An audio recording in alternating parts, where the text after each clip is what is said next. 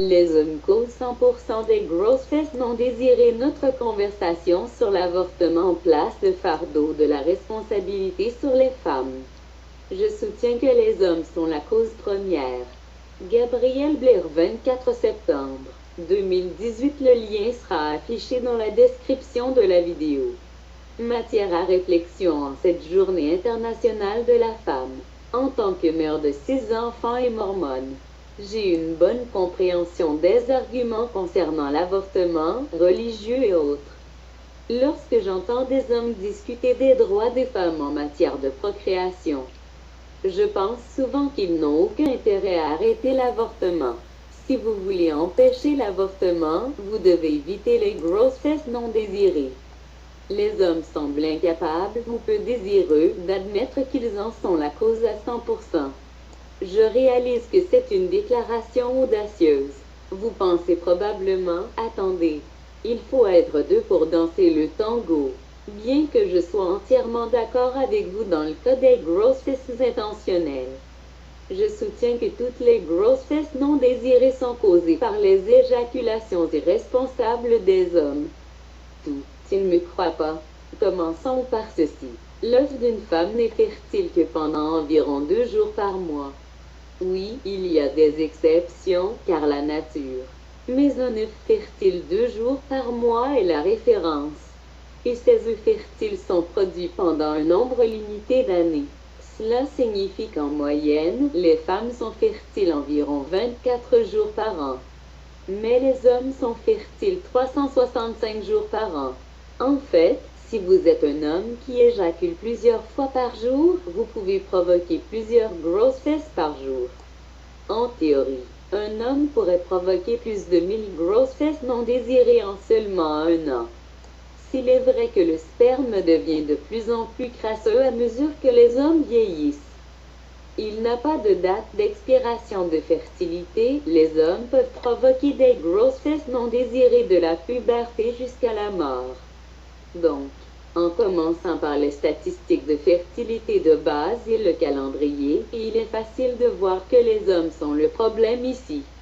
En tant que société, cela ne nous dérange vraiment pas si les femmes souffrent, physiquement ou mentalement, tant que cela facilite les choses pour les hommes. Mais qu'en est-il du contrôle des naissances? Vous pourriez demander, si une femme parvient à comprendre comment obtenir un avortement, elle peut sûrement utiliser le contrôle des naissances pour éviter une grossesse non désirée, non? Grande question. Le contrôle des naissances modernes pour les femmes est peut-être l'invention la plus importante du siècle dernier et je lui en suis très reconnaissant. C'est aussi brutal.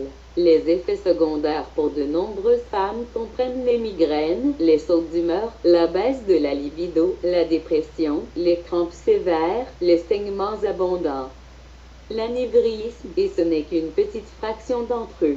De façon décourageante, une étude prometteuse sur un nouveau contraceptif masculin a été annulée en grande partie en raison de, attendez, des effets secondaires. Pour être clair, cette liste d'effets secondaires était d'environ 1/3 aussi longue que les effets secondaires connus de la contraception couramment utilisée par les femmes. Il y a beaucoup à déballer dans cette histoire seule. Je signale simplement qu'en tant que société, cela ne nous dérange pas vraiment que les femmes souffrent, physiquement ou mentalement, tant que cela facilite les choses pour les hommes. Mais, les hommes, j'ai de bonnes nouvelles. Même avec les effets secondaires horribles, les femmes sont étonnamment très disposées à utiliser le contrôle des naissances. Malheureusement, il est plus difficile à obtenir qu'il ne devrait l'être. Mais cela n'empêche pas les femmes d'essayer. Les options de contraception pour les femmes nécessitent un rendez-vous chez le médecin, parfois plusieurs rendez-vous chez le médecin et une ordonnance. Ils ne sont pas toujours gratuits et souvent pas bon marché. Certaines tentent en fait de rendre les options de contrôle des naissances féminines plus coûteuses en permettant aux compagnies d'assurance de refuser de les couvrir.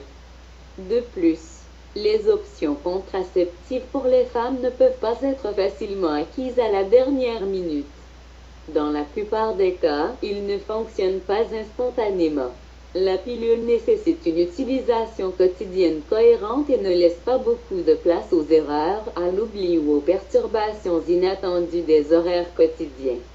Encore une fois, les effets secondaires peuvent être brutaux et pas seulement dans de rares cas. Malgré les tracas et les effets secondaires, je suis toujours reconnaissante pour le contrôle des naissances.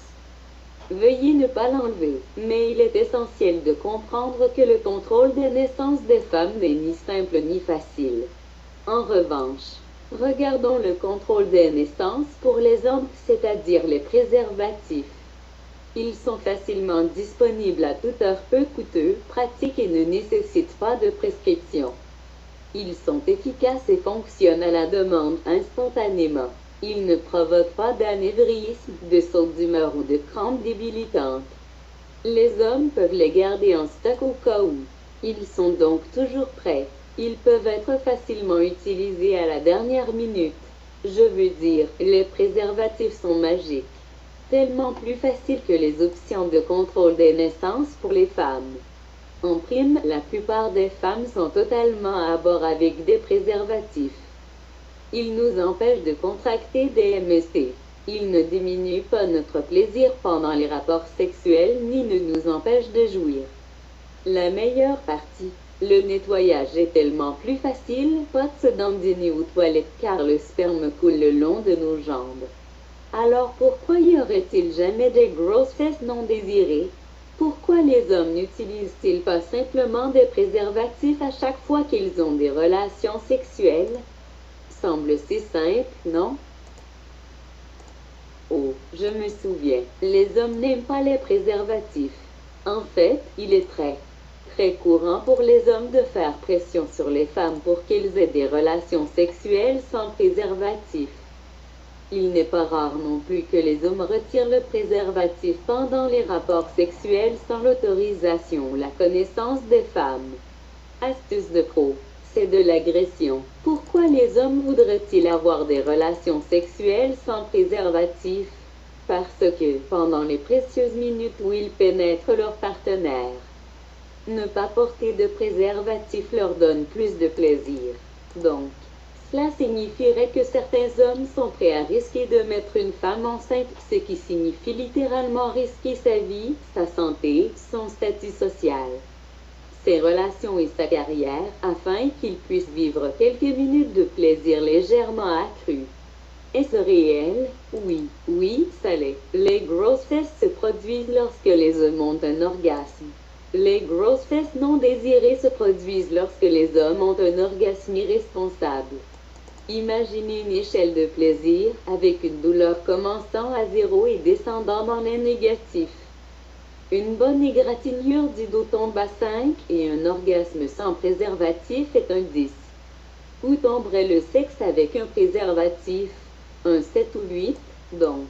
Ce n'est pas que le sexe avec un préservatif n'est pas agréable, ce n'est tout simplement pas aussi agréable. Un 8 au lieu d'un 10. Permettez-moi de le souligner à nouveau. Les hommes choisissent régulièrement de mettre les femmes en danger afin de vivre quelques minutes de plaisir légèrement accru. Pour les véritables opposés au préservatif, les hommes disposent également d'une option de contrôle des naissances sans préservatif toujours prête, le retrait. Ils ne protègent pas contre les MST. C'est une plaisanterie facile et c'est loin d'être parfait. Cependant, il est efficace à 96% s'il est fait correctement et à 78% en pratique car il n'est souvent pas fait correctement. Pourtant, de nombreux hommes qui résistent au port du préservatif n'apprennent jamais à se retirer correctement. Apparemment, il est légèrement plus agréable de jouir dans un vagin que, disons, sur le ventre de leur partenaire. Encore une fois, les hommes sont prêts à risquer la vie, la santé et le bien-être des femmes afin de ressentir un tout petit peu plus de plaisir pendant environ 5 secondes pendant l'orgasme. Pensez au choix que les hommes font ici. Honnêtement, je ne suis pas aussi faux que je devrais être à ce sujet, car nous avons formé des hommes de la naissance à dissocier le sexe et la grossesse. Nous leur avons appris que leur plaisir est de la plus haute importance. En règle générale, les hommes mettent les femmes enceintes en ayant un orgasme. Oui, il y a des exceptions, il est possible que le sperme apparaisse dans le pré-éjaculation, mais dans la plupart des cas, mettre une femme enceinte est un acte agréable pour les hommes. Mais les hommes peuvent mettre une femme enceinte sans qu'elle éprouve aucun plaisir. Il est même possible qu'un homme étreigne une femme tout en lui causant une douleur, un traumatisme ou une horreur atroce. En revanche, une femme peut avoir des orgasmes continus avec ou sans partenaire et ne jamais tomber enceinte une seule fois. L'orgasme d'une femme n'a littéralement rien à voir avec la grossesse ou la fertilité. Son clitoris existe simplement pour le plaisir, pas pour créer de nouveaux humains. Peu importe combien d'orgasmes elle a, ils ne la rendront pas enceinte. Les grossesses se produisent lorsque les hommes ont un orgasme. Les grossesses non désirées se produisent lorsque les hommes ont un orgasme irresponsable. Une femme peut être la salope la plus salope du monde entier. Elle peut aimer avoir des orgasmes toute la journée et toute la nuit. Et elle ne se retrouvera jamais avec une grossesse non désirée à moins qu'un homme ne se présente et éjacule de manière irresponsable. Bien que notre société ait tendance à célériser le plaisir féminin, le plaisir sexuel des femmes n'est pas synonyme de grossesse non désirée et d'avortement. Le plaisir sexuel des hommes et les éjaculations irresponsables le font. Passons au sujet de la responsabilité. Souvent, les hommes ne savent pas, ne demandent pas et ne pensent pas à demander s'ils ont causé une grossesse. Il n'y a souvent aucune conséquence pour les hommes qui provoquent des grossesses non désirées. Si la femme décide de se faire avorter, l'homme peut même ne jamais savoir qu'il a causé une grossesse non désirée avec son éjaculation irresponsable. Si la femme décide d'avoir le bébé ou de le mettre en adoption, l'homme peut ne jamais savoir qu'il a causé une grossesse non désirée avec son éjaculation irresponsable. Il ne sait peut-être jamais qu'un enfant se promène avec 50% de son ADN. Si la femme lui dit qu'il a causé une grossesse non désirée et qu'elle a un bébé, la conséquence la plus proche pour lui est la pension alimentaire pour enfants. Notre système actuel de pension alimentaire pour enfants est une plaisanterie bien connue. Seuls environ 61% des paiements exigés par les hommes sont réellement effectués et il n'y a pas ou peu de répercussions sur le fait de sauter. Dans certains États, le fait de ne pas payer de pension alimentaire pour enfants n'a même pas d'incidence sur votre crédit. Si un homme paie une pension alimentaire pour enfants, cela ne correspond pas à ce qui est exigé par une femme en cas de grossesse non désirée. Parlons de l'avortement. Lorsque le sujet revient, les hommes peuvent penser « l'avortement est horrible ». Les femmes ne devraient pas avoir d'avortement. Ils ne considèrent jamais une seule fois l'homme qui a causé la grossesse non désirée. Si vous vous souciez réellement de réduire ou d'éliminer le nombre d'avortements dans notre pays, tenez simplement les hommes responsables de leurs actes.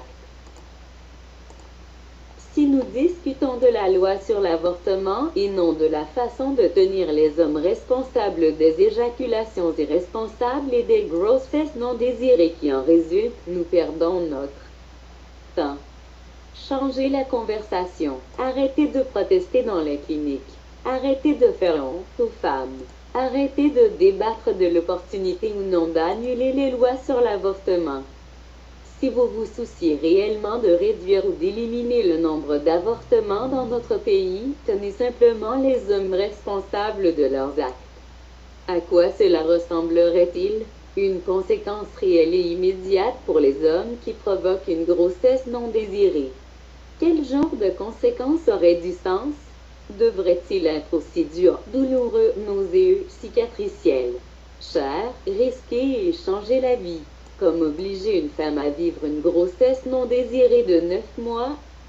Si vous considérez l'avortement comme un meurtre, envisagez cette expérience de pensée. Seriez-vous d'accord avec le fait de faire castrer une poignée d'hommes pour empêcher 600 000 meurtres chaque année?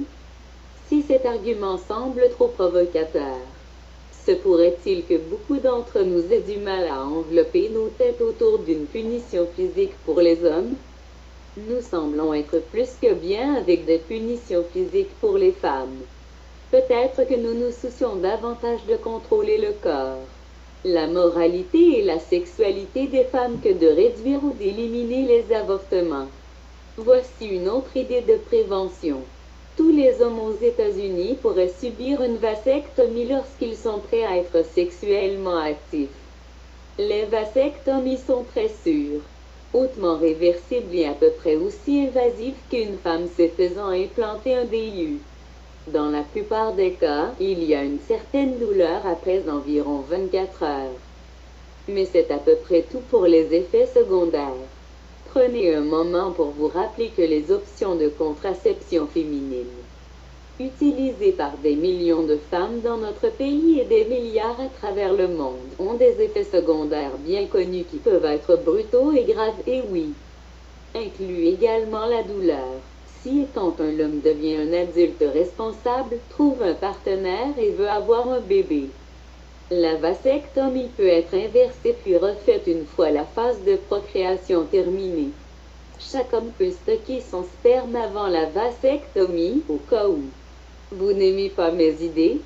C'est très bien. Je suis sûre qu'il existe de meilleures idées et je vous mets au défi de suggérer les vôtres. Je veux dire que nous devons cesser de nous concentrer sur les femmes si nous essayons de nous débarrasser des avortements. Considérez l'avortement comme le remède à une grossesse non désirée. Pour arrêter les avortements, nous devons prévenir la maladie, c'est-à-dire la grossesse non désirée elle-même. Et la seule façon de le faire est de se concentrer sur les hommes. Car les éjaculations irresponsables des hommes provoquent 100% des grossesses non désirées. Demandez-vous, que vous faudrait-il pour valoriser davantage la vie de votre partenaire sexuel que votre propre plaisir ou commodité temporaire? Si vous êtes un homme, que vous faudrait-il pour ne plus jamais éjaculer de façon irresponsable? Une perte d'argent, de droits ou de liberté? Douleur physique? Demandez-vous, que vous faudrait-il pour valoriser davantage la vie de votre partenaire sexuel que votre propre plaisir ou commodité temporaire? Les hommes dirigent principalement notre gouvernement, et les hommes font surtout nos lois. En théorie, les hommes pourraient éliminer ou réduire considérablement les avortements en quelques mois sans jamais toucher à une loi sur l'avortement ni même mentionner les femmes. Ils devraient simplement tenir les hommes responsables des éjaculations irresponsables et légiférer en conséquence. Pour réduire ou éliminer les avortements, arrêtez de tenter de contrôler le corps et la sexualité des femmes, parce que les grossesses non désirées sont causées par des